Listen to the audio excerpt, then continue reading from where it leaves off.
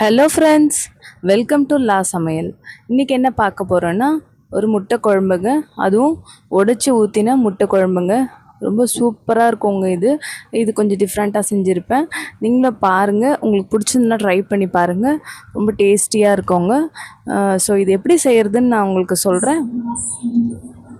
இப்போ வந்துங்க, குழம்புக்கு தேவையானது வந்து கரைச்சி எடுத்துக்கணும்.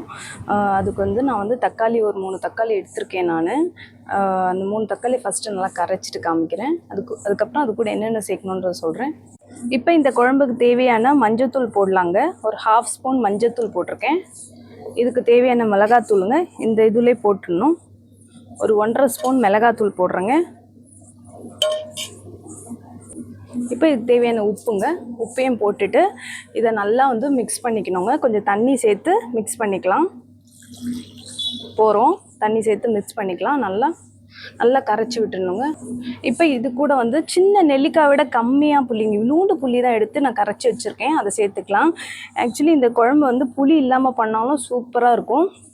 அது இன்னொரு டைம் நான் செஞ்சு காமிக்கிறேன்.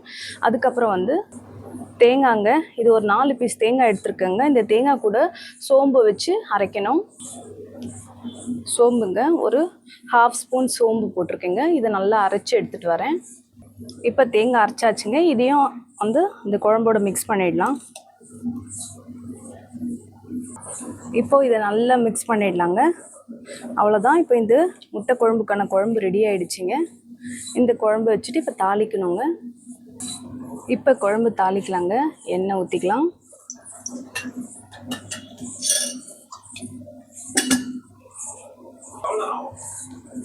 இப்போ இதுக்கு சோம்பு நுணுக்கி வச்சு போடணுங்க.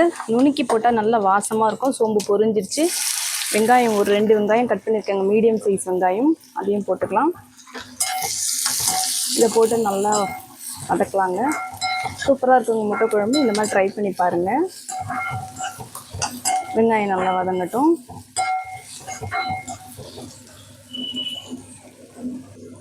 கருவேப்பிலை சேர்த்துக்கலாங்க. அதையும் போட்டு நல்லா வதக்கிடலாம்.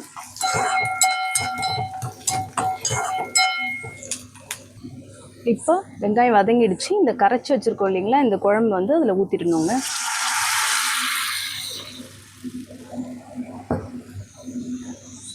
அவ்வளோதாங்க. இப்போ நல்லா குழம்பு கொதிக்கணும். கொதித்து அந்த பச்சை வாசம்லாம் போகணும். இப்போ கொஞ்சம் மூடி வச்சிடலாங்க. மூடி போட்டு இப்போ குழம்பு கொதிச்சிட்ருக்குங்க. நல்லா குழம்பு கொதிக்குது. ஸோ இப்போ பச்சை வாசனெல்லாம் போயிட்டுருக்கும். இந்த அளவுக்கு குழம்பு கொதிச்சா போதுங்க. இப்போ நம்ம எடுத்து வச்சுருக்க முட்டையை உடச்சி ஊற்றிக்கணுங்க. அது ஊற்றும்போது நல்லா ஸ்டவ்வை சிம்மில் வச்சுருங்க. சிம்மில் வச்சுட்டு ஊற்றுனீங்கன்னா முட்டை பிரியாமல் இருக்கும். ஃபாஸ்ட்டில் வச்சுட்டிங்கன்னா முட்டை அப்படியே உடஞ்சி போயிடுங்க. ஸோ ஸ்டவ்வை சிம்மில் வச்சுட்டு உடச்சி ஊற்றிக்கோங்க. நான் இன்றைக்கி 2 முட்டை தாங்க உடச்சி ஊற்றுறேன். அதுக்கான குழம்பு தான் வச்சுருக்கேன் நான். நீங்கள் சிம்மில் வச்சுட்டு ஊற்றிட்டு அப்படியே மூடி போட்டு வச்சுருங்க.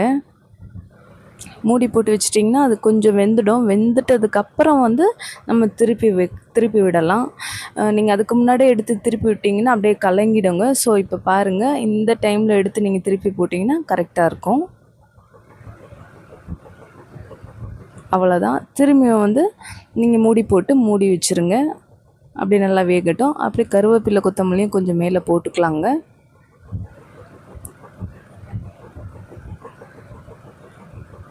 அவ்வளோதாங்க, நம்மளுடைய முட்டை குழம்பு ரெடி ஆகிடுச்சுங்க. உடச்சி ஊற்றின முட்டை குழம்பு பாருங்கள், எவ்வளோ சூப்பராக இருக்குது பாருங்கள். செம்ம டேஸ்ட்டாக இருக்குங்க. நீங்களும் ஒன்ஸ் ட்ரை பண்ணி பாருங்கள். இதுதாங்க முட்டை குழம்பு, சூப்பராக இருக்குங்க. நீங்கள் ட்ரை பண்ணி பாருங்கள் கண்டிப்பாக.